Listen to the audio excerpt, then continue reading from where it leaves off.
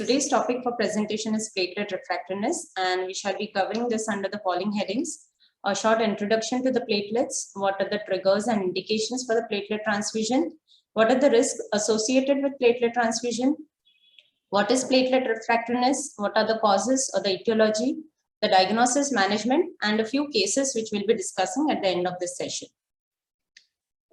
So to begin with, platelets, as we know, these are very tiny cells, but very critical in the body. These are enucleated cytoplasmic fragments, which measures about 2 to 4 microns. And they survive in the circulation for about 8 to 10 days with hemostatic activity. While the transfused platelets, the lifespan is about 4 to 5 days. And they contribute the hemostatic activity via adhesion, activation, and aggregation, which is triggered upon the tissue injury. And platelets stimulate the coagulation factors and other mediators to achieve hemostasis. So with this introduction, we go on to the indications for platelet transfusions or the triggers. So we know that for prophylactic platelet transfusion, the trigger is 10,000. While for elective central venous catheter placement, the platelet count trigger is 20,000. For lumbar puncture and non-neuroaxial surgery cases, the trigger maintained is at 50,000, while in surgeries involving the CNS or the brain or any subdural subarachnoid hemorrhages, we try and keep the platelet count as 80,000 to 1 lakh. Now, what are the risks associated with platelet transfusion? We can see we can have aluminization to the human leukocyte antigens. Then there could be transmission of infection, allergic reaction, bacterial infection, and refractoriness to platelet transfusion, which is the topic for discussion today. Now, what is platelet refractoriness? So in basic terms, if we consider this is a clinical condition in which the patients do not achieve the anticipated platelet count increment from a platelet transfusion. So it is defined as a lack of adequate response in post-transfusion platelet increment after 2 or more consecutive or subsequent platelet transfusions of an adequate dose of allogenic platelets. Now here we need to understand what is adequate response and what is adequate dose. So when we consider adequate dose, it is a standard dose of platelets, that is 6 units of either a random donor platelets which are pooled or 1 single apheresis single donor platelet. And what is the adequate response? So the expected post-transfusion increment should be about around 30,000 to 60,000 platelets per microliter 1 hour after platelet transfusion. So that is the standard dose and adequate response. Now the trial to reduce aluminization to platelets, the STRAP study and the American Society of Clinical Oncology, it defines the refractory state or the platelet refractoriness as a corrected count increment of less than 5,000 after 2 sequential or 2 consecutive ABO compatible platelet transfusions. Now we'll come to the CCI. What CCI means, we'll be looking at in the subsequent slides. While at the same time, ABB mentions CCI at 1 hour post-transfusion of less than 5,000 to 7,500 after 2 consecutive platelet transfusions. Now, why is it important to understand platelet refractoriness? Because platelet refractoriness is associated with several adverse outcomes, which may include the longer hospital stay, which will increase the risk of bleeding as the patient is not responsive to platelet transfusions, which will eventually lead to decreased survival and will also lead to higher inpatient hospital cost. Hence, we need to address this platelet refractoriness issues. Now, coming to the etiology of platelet refractoriness, if we see, it is broadly classified into 2, immune causes and non-immune causes.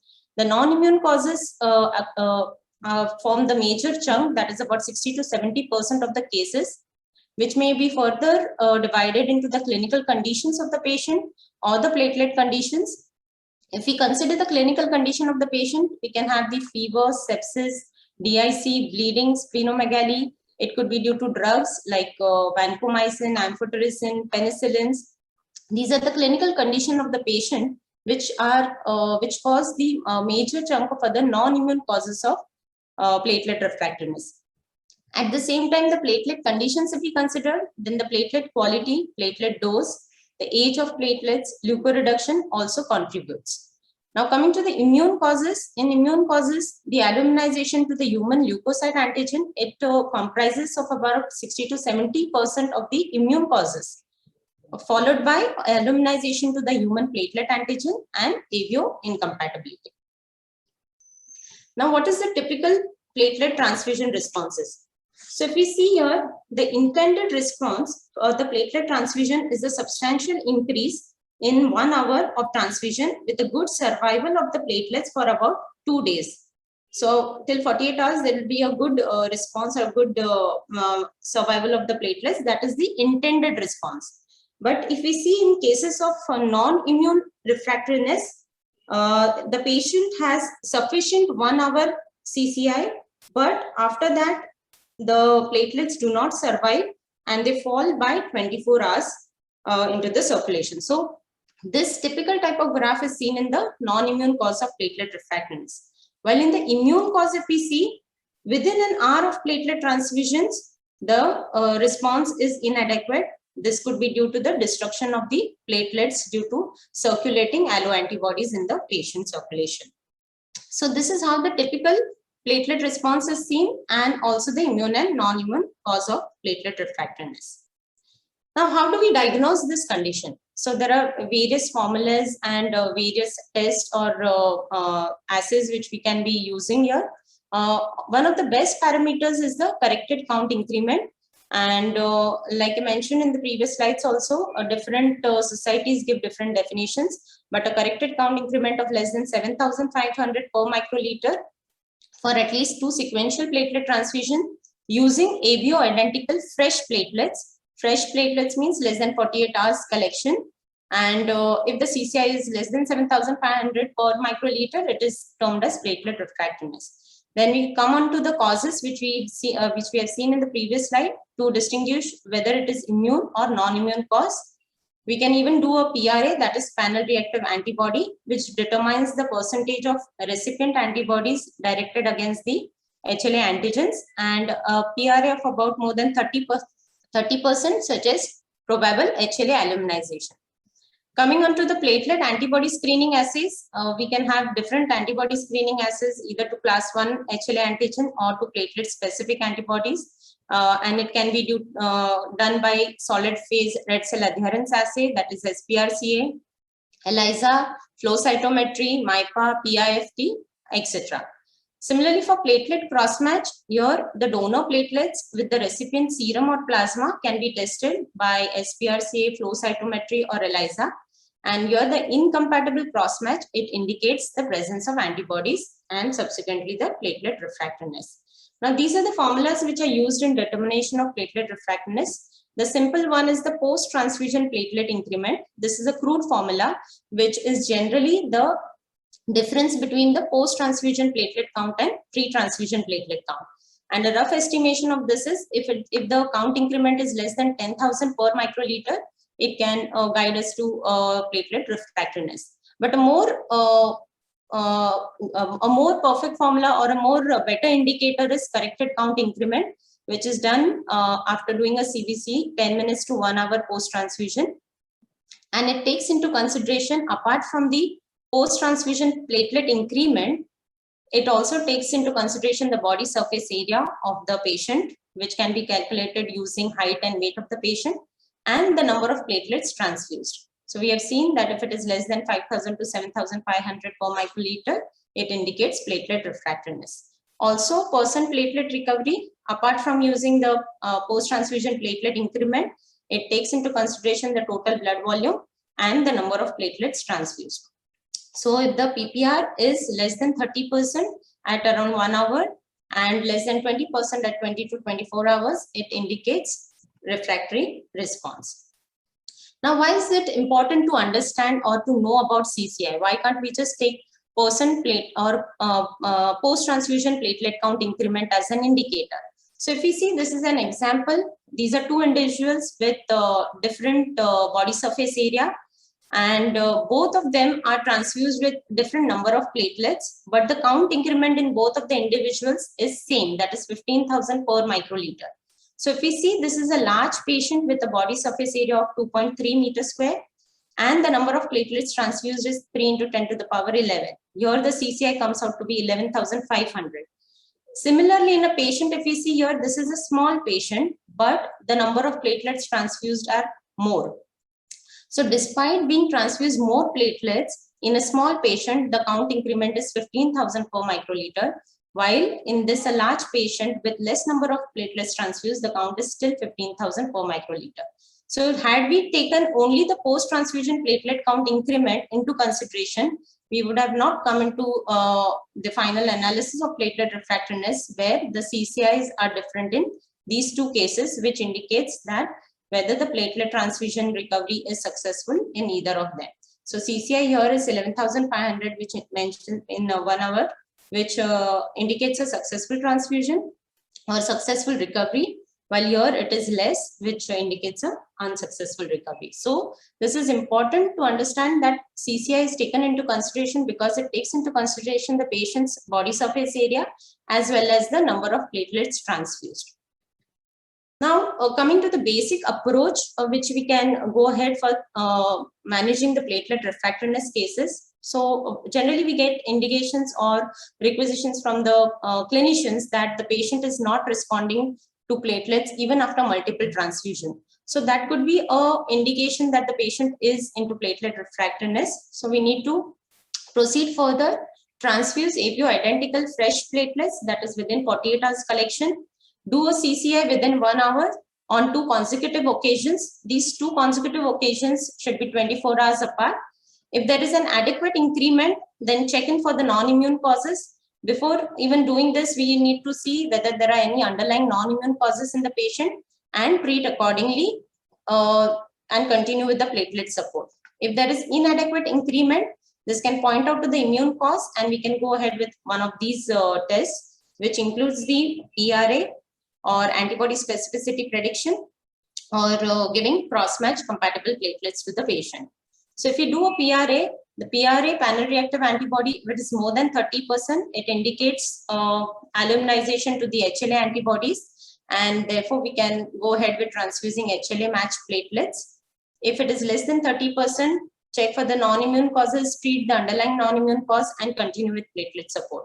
Similarly, in antibody specificity prediction, you can support the patients with antigen negative platelet units, and even we can go ahead with the platelet cross-match.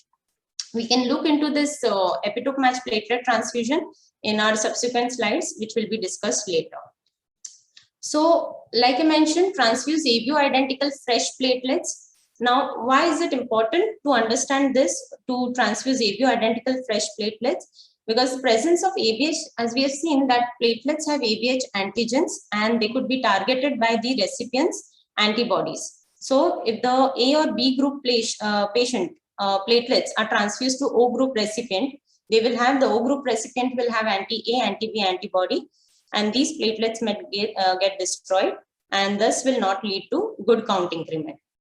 Similarly, incompatibility could have immunologic effects by forming circulating immune complexes, which could lead to patient's outcome as well. There could also be ABO antibodies which reacts with the high expressor platelets. So some donors may have high expressor platelets of A or B antigen, and that can also be implicated in platelet transfusion refractoriness. Now coming to, is RH matching important when we are considered so much about ABO matching? Do we need to be more concerned about RH matching as well? So here we need to understand the platelet themselves do not express RH antigens, but small immunogenic doses of red cells can be contained in platelet units. So there could be a formation of anti-D, but this generally has minimal impact on the subsequent transfusion support. So when a RH negative patient, if at all, has to receive a RH positive platelet transfusion, and if you see a good amount of red cell contamination, then a dose of RHIG may be administered to prevent RH elimination. It is mentioned in ABB that a single dose can provide prophylaxis for about multiple transfusions given for a period of 2 to 4 weeks. So 1 vial of IV RhoGAM within 24 hours or 72 hours of transfusion is adequate to cover more than approximately 2 ml of RBCs in an apheresis platelet product. Now coming to the panel reactive antibody. So panel reactive antibody, it represents the proportion of the population to which the person being tested will react with the pre-existing antibodies, and it is against the human leukocyte antigen.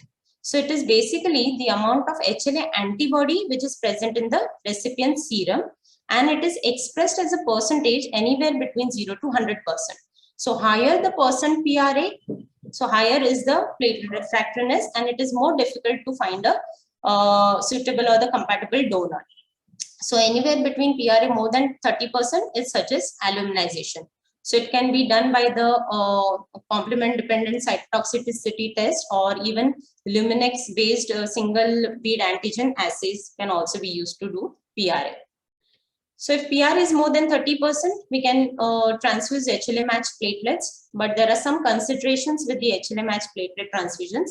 Now here, if we need to give HLA matched platelets, we need to have HLA matching of both donor and recipient. And we know that the expression of HLA antigen on platelets is HLA A and B antigen, which is stronger as compared to the C. So the ideal match is grade A, where we can see all the 4 antigen matches are there. So the donor is matching exactly as the recipient. So this is the best match. While B can also be considered, where there are 2 or 3 antigen matches are there with 1 mismatch. So some grade B matches which contains 1 antigen unknown or 1 antigen blank or cross-reactive can also be helpful. So basically HLA antigen A and B are good matches for platelet for HLA match platelet transfusions. Now, what are the limitations for HLA matched platelet transfusions? So we need a large pool of HLA matched donors where we can select for the recipient. If the patient has a daily requirement, then finding a HLA matched donor for daily requirement for several weeks might seem impossible to support. Even if the donor is HLA matched and available, there could be this donor could be temporarily ineligible to donate platelets because of some other eligibility criteria. And sometimes the HLA match, perfect match platelets are not available, so partial matches can also be used. But this entire process is costly, it is time consuming, and it is not feasible to do for a daily basis. Now coming to the alternative, we can even go ahead for a platelet cross match. So platelet cross match is can be done by either solid phase red cell adherence assay or ELISA or flow cytometry. While we see SPRC is the most widely used. So it is a method which finds compatible platelets for patients with either anti-HLA or anti-HP antibodies. As compared to the HLA matched platelet, this technique is more simple, cheaper, less time consuming, and it gives a good correlation between the test results and post-transfusion platelet counts if cross-match compatible platelets are given. But here the disadvantage is it is limited to units available for testing. So we must have a good inventory or good number of platelets on our inventory so as to be made available for cross-matching. And future transfusions will require re-cross-matching because the platelets have a shelf life of just 5 days. So this was one of the study done from our institution where we had seen a correlation or a significant association between the cross-match compatibility and the corrected count increment. So cross-match platelets were found to be having a good increment in CCI, which was found to be significant. The entire assay took around 2 to 3 hours, and it was found to be rapid and effective method to select the compatible unit from the inventory. So it was feasible for our oncology setup to cater to the requirements of our multiply transfused patients. Now coming to the antibody specificity prediction, where we can give antigen negative platelet units. Now this is an alternative method in selection of platelets, and it is according to the patient's HLA antibody specificity. So that is why it is called the antibody specificity prediction method. Now this is similar to the technique which we generally use in the red cell allo antibodies, where antigen negative RBCs are used to provide for a patient who is having red cell allo antibodies. So similarly here also, if the patient is having a particular HLA antibody, the antigen negative unit or the donors lacking the particular antigen to that antibody are selected, and those units are transfused to the patient. Now this method, it appears as effective as HLA matching or cross matching, but the main advantage here is it increases the availability of donors because you need to only select the particular antigen negative unit and need not match all antigens like compared with the HLA match units. But the concern is that the specificity of HLA antibodies may change or may broaden due to continued transfusion of platelets, and more sensitizing of the patient, and thus necessitating the frequent specificity testing to be done before giving negative units. Now coming to the HLA matchmaker. Now this is one of the methods which uses a software. Now patients who are refractory as a result of HLA aluminization, we can give HLA match or cross match platelets. But the another alternative is to provide donors or provide the platelets from the donors which are matched at the HLA epitope level. So what are the epitopes? These are the immunogenic applets or the proteins which are present on the antigens. And this is based on the concept that HLA antibodies are directed or produced against the epitopes rather than the entire antigen. So if we consider here, the HLA antibodies recognize these small epitopes rather than this entire antigen. So we need not have the donor recipient compatibility at the antigenic level. So if this is in this particular diagram, if we see, the patient is B7, B52, A33, while the donor if we see is B18. So here the antigenic match is not there, but all these epitopes are covered on the donor. So despite being antigenic mismatch, it is matched at the epitope level. So this is particularly a virtual cross match, and it determines the acceptable and unacceptable mismatches based on a computer software or algorithm called as HLA matchmaker. So this HLA antigen, it considers a series of small configuration of these polymorphic residues which are called as applets, and by quantifying the total number of antibody accessible applet matches, we can determine the success of the transfusion. So more the matches, more the better, or the number of mismatches can also correlate with the corrected count increment.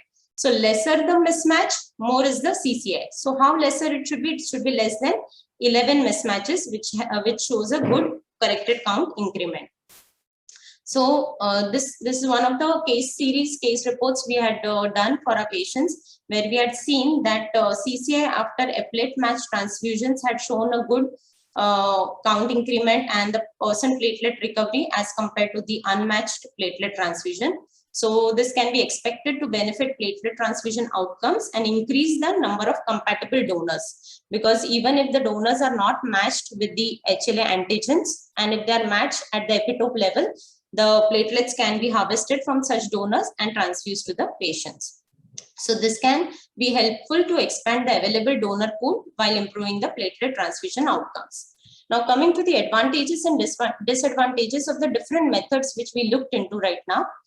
So ABO identical platelets, they are always most of the times easily available, but the disadvantage here is it may not be useful per se in refractoriness due to the HLA or HP antibodies. While cross-match platelets, if we see, they are useful in refractoriness due to both HLA and HP antibodies. They are feasible, cost-effective, but the disadvantage here is multiple cross-matches are required, and therefore one needs to have good inventory of the platelets. While in HLA match platelets, it is useful in refractoriness due to HLA antibodies, which is the main cause of immune refractoriness in majority of the cases. But at the same time, it is expensive, labor-intensive, time-consuming, and it also requires large number of HLA-type donors. So we need to have a registry of HLA-type donors to make available the HLA match platelets. Coming to the epitope match platelet transfusions, like we saw that antibodies are produced against the immunogenic epitopes and not against the complete antigen. So this is actually the accurate matching, but this is the virtual cross match, which is a disadvantage. And this also requires large number of epitope type donors or the registry to be maintained. Now, despite looking into all these aspects, there comes instances where the platelet response is still poor. Then we need to revisit the underlying non-immune causes and try and treat those non-immune causes parallelly. Check the interference of platelet transfusions with ongoing drugs, like which could be due to the penicillins, vancomycin, antifungals, and amphotericin. Stop the drug or make the alternative drugs for those ongoing drugs. After stopping 3-4 days later, or depending on the half-life of the drugs, the platelet count increment can be seen. Continue with ABO identical fresh platelets which is within 48 hours collection. Increase the platelet dose and check. Platelet drip, this is seen with moderate success, where the dose of platelet concentrates are infused slowly over a 4-hour period, though this has not been done practically here. Even the rheological effects. So some cases you might see the patient is anemic, having a low HB and with low platelet count. Try and raise the hematocrit to 30% because it will have a rheological effect. That means the good increment in the hemoglobin will push the platelets to the periphery where they are needed. Also, some cases where there is bleeding or antifibrinolytics like tranexamic and aminocaproic acid can be helpful. While in other cases like autoimmune thrombocytopenia, IVIG, immunosuppressants, plasma exchange, rituximab, they are being tried, but with limited success. In other cases where there are ongoing coagulation derangements, you can use conventional coagulation profile or thromboelastogram and accordingly manage those cases. If still unsuccessful, regular random donor platelets can be used, which will adsorb the circulating HLA antibodies or the antibodies, and subsequent to these random donor platelets, you can transfuse the single donor platelets or HLA matched platelets, which will give a good count increment. Now, to summarize this, the algorithm for diagnosis and management of platelets, we have seen that if it is a suspected platelet refractoriness, you give ABO identical fresh platelet transfusion, do a CCI on 2 occasions 24 hours apart. It should be 1 hour CCI if feasible, and if the patient is admitted and inpatient, you can even do a 24-hour CCI to rule out the immune and non-immune causes. If there is an adequate increment in 1 hour, you need to check the underlying non-immune cause and continue with platelet support. If the CCI is less than 7,500, you can do a PRA, check whether it is more than 30%, less than 30%. More than 30% indicates the HLA aluminization. Similarly, the platelet antibody screening assays, if it is HLA due to HLA antibodies, try and give HLA matched platelets. If it is due to HB antibodies, you can even try and for the cross-matched platelet transfusions. Now, coming to a few case studies, these are being influenced by the cases which were seen in our setup. Now, the first case, if we see, this is a 59-year-old gentleman who was diagnosed with multiple myeloma, and his post 4 cycles of chemo being followed up for cytopenia, and his present ongoing thrombocytopenia is necessitating the regular platelet transfusion. Only one of the last 3 platelet transfusions led to an adequate increment. Next day seen as CBC report. Presently, he is having fever. He is on some medications not known. And we have received a requisition for platelet transfusion. Since last 3 days, patient's platelet count were less than 10,000. You have been asked by the clinician to opine on this. Today's platelet count is 18,000 per microliter. Yesterday's patient's platelet count was 9,000 per microliter. And since last 3 days, it is persistently being less than 10,000. Clinician has requested you to provide SDPs daily, and you have been asked to manage this platelet requirement of this patient. Now, the key factors to understand here is the patient is having fever, is on medication, apart from the low platelet count. Now, what we need to check is, we need to check for the non-immune cause, and one of the non-immune causes fever, which is there, and which can cause consumptive thrombocytopenia and can lead to decreased platelet count increment. Also, we need to check the ongoing medications which are not mentioned here. So, need to go to the patient's bedside, check the patient's ongoing medication, check the patient's vital, what is being mentioned, and just not rely on electronic medical records also. And subsequently provide ABO identical fresh SDPs. Check the CCI within 1 hour. If possible, if the patient is admitted, you can even check it at 24 hours because generally the CBCs are sent every day. Then communicate with the clinician accordingly to treat the non-immune cause. And if the patient is stable, hold the transfusion, monitor it at 18,000 or 20,000. And if required, transfuse the platelets. So this is how we need to check that here in this case, it particularly pointed out to the non-immune cause of platelet refractoriness. So step by step, we need to check all these things. Now coming to case 2, this is a 35-year-old woman newly diagnosed with ALL and started on induction chemotherapy. She developed fever, cough, loose motion 7 days post-induction. Culture reports were awaited. her platelets count showed declining trend. Her platelets dropped to 10,000, less than 10,000, 10 days post-induction. And today's platelet count is 8,000. Clinician is contacted for the transfusion needs of the patient. You have provided a full SDP of 4 into 10 to the power 11 number of platelets and asked to do a 1 hour CBC, which showed a count of 32,000 per microliter. The weight and the height of the patient is being provided. So the key aspects here is, again, the patient is having some non-immune causes like fever, there's some cough, loose motion. So there is some infection in the patient which is there. And since persistently, since last 3 days, the patient's count are not increasing, though you have done 1 hour CCI, which showed a count of 32,000 per hour, 32,000 per microliter. Now, your check for the non-immune cause, which we find here is fever and infections are there. Calculate CCI.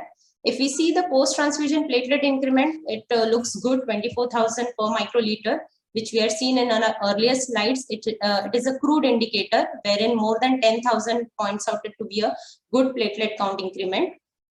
Need to do a CCI where body surface area is required, and we have been provided with the height and weight of the patient. So we need to check those.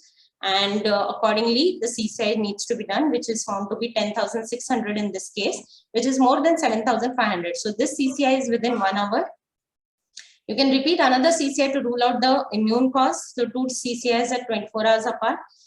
Since we have found some non-immune causes, that is fever and infection, treat the non-immune cause, speak to the clinician, and continue with the platelet support. So non-immune cause of platelet refractoriness and continue with the platelet support is what is required here. Now coming to this case, this particular woman is diagnosed with APML, started with maintenance chemo, and her platelet count post her present cycle of chemo, her platelet is between 5,000 to 11,000. And she has been transfused with multiple platelets, that is 11 SDPs and 36 RDPs in last 6 months. In last 7 days, she's transfused with 4 SDPs and 12 RDPs. So she's been multiply transfused with many platelet products. And here in this case, all the non-immune causes were ruled out. Her HLA matching was done along with her siblings, and her brother was found to be haplomatched. The patient is not planned for HSCT, and we have received a call from the clinician for inadequate increment in the platelet counts. So we have done CCI on 2 occasions. We have, on both the occasions, we have pre and post transfusion platelet counts along with the number of platelets transfused and the weight of the patient. So here we can see that non-immune causes, as mentioned, were ruled out. So there was no fever, bleeding, splenomegaly, infection, or anything mentioned. So ABO identical fresh SDPs were transfused. CCI was done on 2 consecutive occasions, and it was very less. It was 1760, 1600 on both the occasions. Percent platelet recovery was found to be 4.6%. So it was less than 30% platelet recovery, and it confirms the immune cause of platelet refractoriness. Now we have seen this patient has one brother which is found to be haplomatched and is not planned for HSCT. This is important because if the patient is planned for HSCT, we generally do not sensitize the patient by giving the transfusion from the sibling, because the patient will be sensitized to the minor HLA antigens and can produce antibodies. And if the patient is planned for HSCT, then this can give to GVHD in later stage. So if we are giving HLA matched platelets, then we need to give irradiated platelets. So here it was seen to be an immune cause, and HLA matched platelet transfusions need to be given. Now case 4, this last case, here the patient diagnosed with AML, started with maintenance chemo, has fever, hematemesis, infection, so there is bleeding, and the patient is transfused with platelets. If you see, the HB is 5.6, platelet count is less than 10,000, fibrinogen levels are less. There is deranged coagulation profile, blood culture report shows gram-negative bacilli, so infection is there. And CCI on 2 occasions was less than 7,500. The patient does not have any siblings, but we have a platelet immunology lab where we can have a provision for cross-match platelets. So as we mentioned here, there are non-immune causes of fever, bleeding, infection.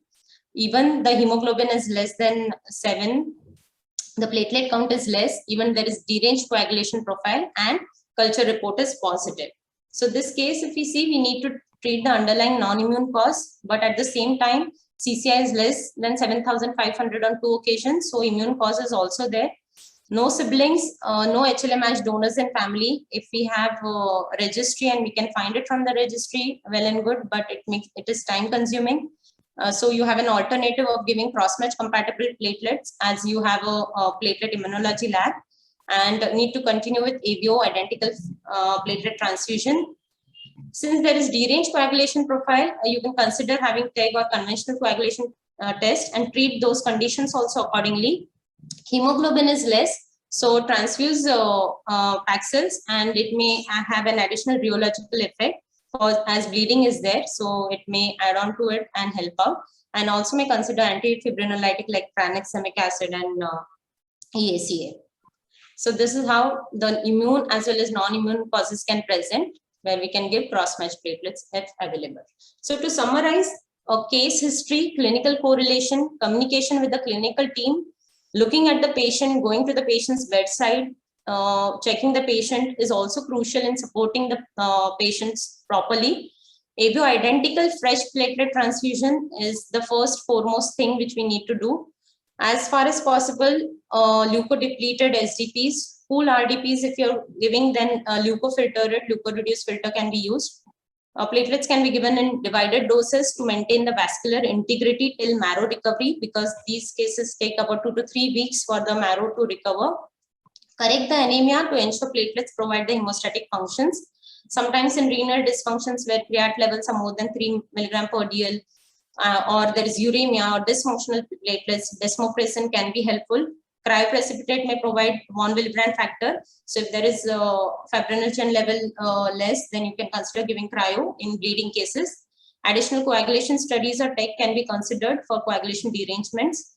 Antifibrinolytics like tranexamic can be considered. And sometimes we have seen this, that particular patients respond to particular SDPs from a certain number of donors. So we can recall those donors and take SDPs and collect particularly for these patients. So like treatment, we have seen all the treatment aspects, but it is said that prevention is always better than cure. So avoid prophylactic platelet transfusion. So each and every platelet requisition should be scrutinized, checked for the appropriateness, consider the speaking to the clinical team. Then transfuse leukoreduced platelets, because it has been observed that leukodepletion below 5 into 10 to the power 6 per transfusion is effective in prevention of primary HLA aluminization, as mentioned in the TRAP trial. Reduction of the donor exposure. It is seen that primary HLA aluminization occurs at a median of 3 to 4 weeks after the first transfusion. So reduction of donor exposure using a single donor platelets wherever possible can be helpful. And it has been shown to postpone the aluminization.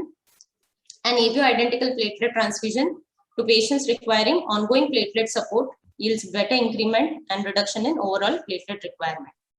So this is how we can manage the platelet refractory cases. These are my references, and thank you all. If there are any questions, I'll be happy to take them now.